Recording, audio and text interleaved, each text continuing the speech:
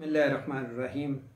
आज मैं बात करूँगा जुमले की अक़साम पे और तरकीब नावी पे।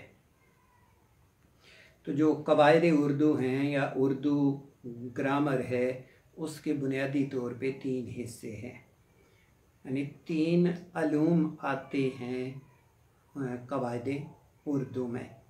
इल्मे हिजा आ जाता है। इल्मे हिजा में हम हरूफ़ तहजी के बारे में पढ़ते हैं।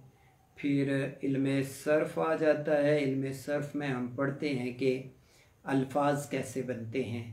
और उसके बाद फिर इल्मे नाव आ जाता है, और इल्मे नाव में हम जुमलों की बनावट पे पढ़ते हैं कि अल्फाज से जुमले कैसे बनते हैं और उनकी तरतीब और तरकीब क्या होती है। तो पहले हम जुमले की अक़साम देख लेते हैं। पहले हम जुमले की अक़साम देख लेते हैं कि जुमले की कितनी अक़साम होती हैं और किस तरह की अक़साम होती हैं। तो जुमलों की जो अक़साम हैं वो हम 5 तरह से देखते हैं जुमलों की अक़साम। नंबर 1, जुमले की जो किस्म है उसे हम बालिहाज तादाद देखते हैं, यानी जुमले की किस्म बालिहाज तादाद।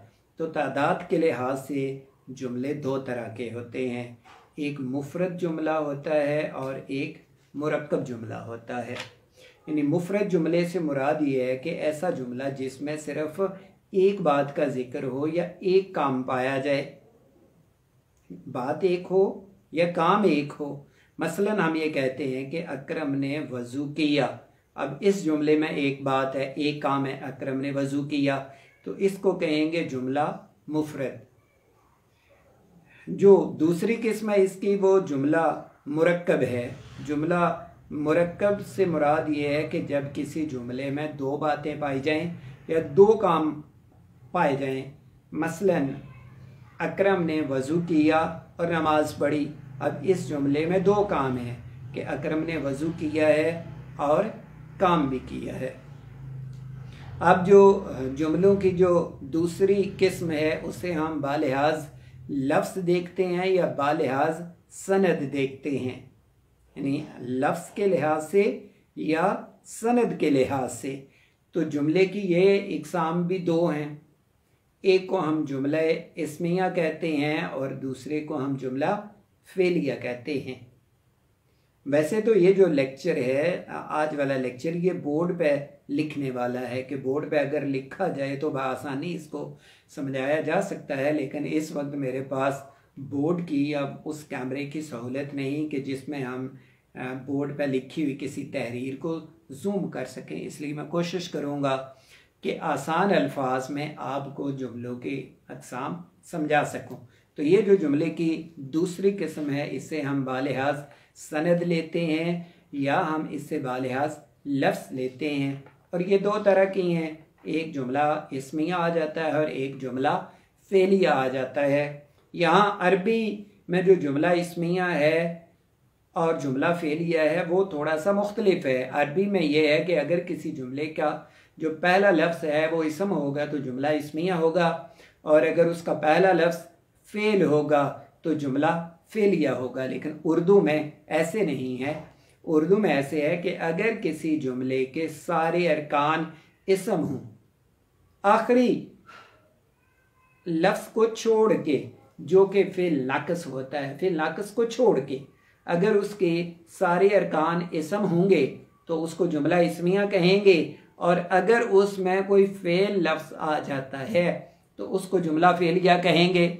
मसलन हम ये कहते हैं कि ये एक किताब है, जुमला इस्मिया है, ये एक किताब है। अब क्योंकि ये भी इसम है, एक भी इसम है, किताब भी इसम है और लास्ट पे है आ जाता है जो कि फ़िल नाक़िस होता है, तो उसको हम यहाँ पर शुमार नहीं करते। तो इस जुमले को हम जुमला इस्मिया कहेंगे। हम कहते हैं कि किताब मेज़ पर है, ये भी जुमला इस्मिया होगा। हम कहते हैं ये एक सेब है, ये भी जुमला इस्मिया होगा। यानी ऐसा जुमला जिसमें कोई फ़ेल ना हो तो उसको जुमला इस्मिया कहेंगे। और दूसरा जुमला फेलिया आ जाता है जिसमें किसी काम का जिक्र हो। हम कहते हैं कि अहमद ने खत लिखा, अब उसने खत लिखा, लिखना फेल है, लिहाजा ये जुमला फेलिया होगा। वो बाजार गया, जाना इसमें फेल है तो जुमला फेलिया है। उसने क्रिकेट खेला तो ये इसमें खेलना फेल है तो लिहाजा इसको जुमला फेलिया कहेंगे। कि एक तारीफ इस तरह भी की जाती है कि जुमला फेलिया से मुराद वो जुमला है जो फ़ाइल, मफ़ऊल और फ़ेल से बने। मसलन हम कहते हैं कि शाहिद ने सेब काटा। अब शाहिद इसमें फ़ाइल होगा, काम करने वाले को फ़ाइल कहेंगे। सेब जिस पर काम वाक़ई हुआ है उसको मफ़ऊल कहेंगे और काटना इसमें फ़ेल होगा। तो लिहाजा जुमला फेलिया के 3 हिस्से होते हैं या 3 चीज़ें उसमें आना ज़रूरी हैं, फ़ेल, फ़ाइल, मफ़ऊल। बाज़ औक़ात सिर्फ फ़ेल और फ़ाइल ही होते हैं, मफ़ऊल। जुमला फेलिया के लिए एक बात और आप याद रखें कि जुमला इस्मिया या फेलिया का जो पहला हिस्सा होता है उसको मुस्नद अलैह कहते हैं और इसका जो दूसरा हिस्सा होता है उसको मुस्नद कहते हैं। वैसे मुस्नद अलैह से मुराद इब्तदा भी है, मुब्तदा भी है, शुरू वाला हिस्सा मुस्नद अलैह, और मुस्नद से मुराद खबर होती है बाद वाला हिस्सा।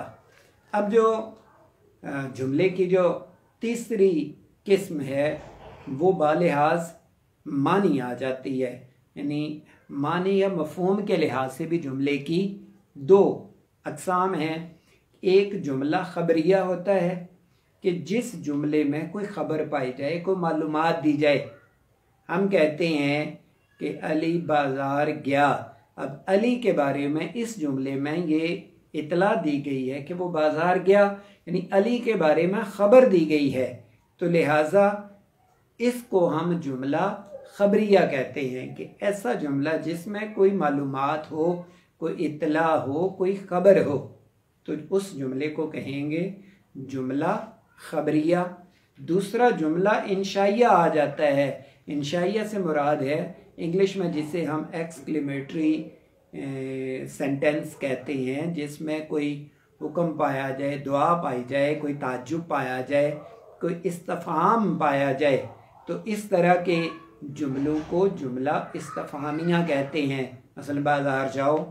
तो चौथी किस्म है उसे बालिहाज हैयत कहते हैं, और हैयत के लिहाज से जुमले की 3 अक़साम होती हैं, एक मनफी, एक मुस्बत और एक इस्तफहामिया। मनफी से मुराद ये है कि अगर किसी जुमले में ना या नहीं का इस्तेमाल किया जाए तो उसको मनफी जुमला कहते हैं। वो बाज़ार नहीं गया, उसने खाना नहीं खाया, तो इस जुमले को हम कहेंगे मनफी जुमला। अगर किसी जुमले में मुस्बत बात पाई जाए, वो बाज़ार गया, मनफी के उलट आ जाएगा, तो इसको हम मुस्बत जुमला कहेंगे। और मानी के लिहाज से, हैयत के लिहाज से जो तीसरी किस्म है उसको इस्तफहामिया कहते हैं कि जुमले में अगर कोई सवाल पाया जाए, क्या वो बाज़ार गया या वो बाज़ार क्यों गया। अब इन दोनों में इस्तफहाम पाया जाता है, जिसको सवालिया जुमला भी कहा जाता है। तो ये जुमले की चौथी किस्म है जो बालिहाज हैयत होती है। और उसके बाद जुमले की जो आखिरी किस्म है वो बालिहाज तरतीब है। यानी बालिहाज तरतीब अगर जुमले को देखा जाए तो जुमले के 2 हिस्से होते हैं।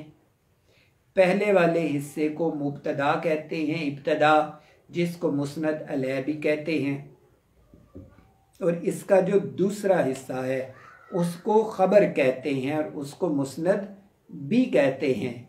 हम ये कहते हैं कि अहमद ने एक कलम ख़रीदा। अब अहमद के बारे में ये मालूमात दी गई है कि उसने कलम ख़रीदा है, लिहाजा इस जुमले का जो पहला हिस्सा है उसको मुब्तदा कहेंगे, यानी अहमद इस जुमले में मुब्तदा है, कलम ख़रीदना इस जुमले में ख़बर है। अहमद को इस जुमले में मुस्नद अलैह भी कहते हैं और कलम ख़रीदने को इस जुमले में मुस्नद कहेंगे। तो जुमले के लिए फ़िक्र के लफ्ज़ फ़िक्रा भी राइज है, लेकिन जो जो जो लफ्ज़ फ़िक्रा है ये इतना मशहूर नहीं है, और वैसे भी कुछ जगह पे इसके कोई मानी और मफ़हूम इतने अच्छे नहीं होते, और ये एक बाज़ारी सा लफ्ज़ है।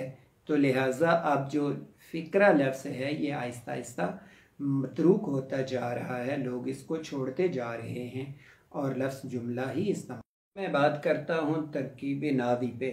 तरकीब नावी इतनी मुश्किल भी नहीं है और इतनी आसान भी नहीं है, क्योंकि तरकीब नावी के लिए जब तक आप ख़ासकर इल्म सर्फ़ और इल्म नाव से वाकिफ़ नहीं हैं तब तक आप तरकीब नावी नहीं कर सकते। यानी अगर आप ग्रामर को नहीं समझते, अगर आप इसम और उसकी अक़साम को नहीं समझते और फ़ेल और उसकी अक़साम को नहीं समझते, तो फिर आपके लिए तरकीब नावी करना मुश्किल है। और अगर आप इल्म सर्फ़ और इल्म नाव को समझ लेते हैं, उस पर आपको अबूर है, तो तरकीब नावी बिल्कुल आसान है।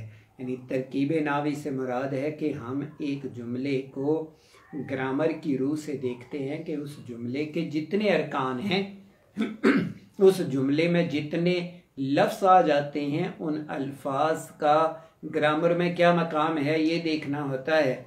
मसलन जुमला है, बड़ा आसान सा जुमला है कि आसिफ तालिब इल्म है। अब इस जुमले में आसिफ इसमें नकरा है, तालिब इल्म आसिफ इसमें मारफा है, तालिब इल्म इसम नकरा है, और है इसमें फ़ेल नाक़िस है। यानी इसमें इस जुमले में, वैसे वही मैं पहले वाली बात फिर करूँगा कि ये इस तरह का लेक्चर बोर्ड पर ज़्यादा आसानी से। अब एक और मिसाल देख लेते हैं। जुमला है कि शाहिद ने ख़त लिखा। अब इस जुमले में जो लफ्ज़ शाहिद है वो इसम है, और इसमें मारफा आ जाएगा, ने इसमें हर्फ है, ख़त इसमें इसम है और इसमें नकरा भी है, और लिखा इसमें फ़ेल है। लिहाजा ये जो जुमला है शाहिद ने ख़त लिखा, तो इस जुमले के दो हिस्से हो गए। पहला हिस्सा इसका शाहिद है मुब्तदा, शाहिद ने ख़त लिखा, और शाहिद के बारे में ये ख़बर दी गई है कि उसने ख़त लिखा है।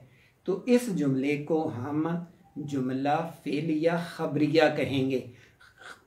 फ़ेलिया इसलिए कहेंगे कि क्योंकि इसमें फ़ेल आ गया, शाहिद ने ख़त लिखा और शाहिद के बारे में ये ख़बर दी गई है कि उसने ख़त लिखा है। तो तरकीब नावी में इस जुमले को हम कहेंगे जुमला फ़ेलिया ख़बरिया। इसी तरह एक और जुमला हम देख लेते हैं कि आसिफ मेहनती लड़का है। अब आसिफ इसमें इसम आ गया, इसमें मारफा है, मेहनती लड़का ये मुरक्कबे तौसीफ़ी है, मेहनत करने वाला मेहनती लड़का है, इसमें फ़ेल नाक़िस है। तो अब अगर गौर किया जाए तो ये जो जुमला है, क्योंकि इसमें आसिफ के बारे में ये ख़बर दी गई है कि वो मेहनती लड़का है, तो आसिफ इस जुमले में मुब्तदा होगा, मेहनती लड़का इसमें ख़बर होगी।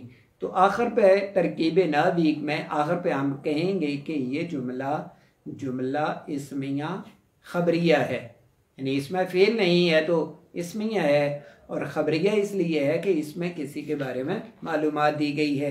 अब एक और जुमला देख लेते हैं कि अकरम ने किताब पढ़ ली।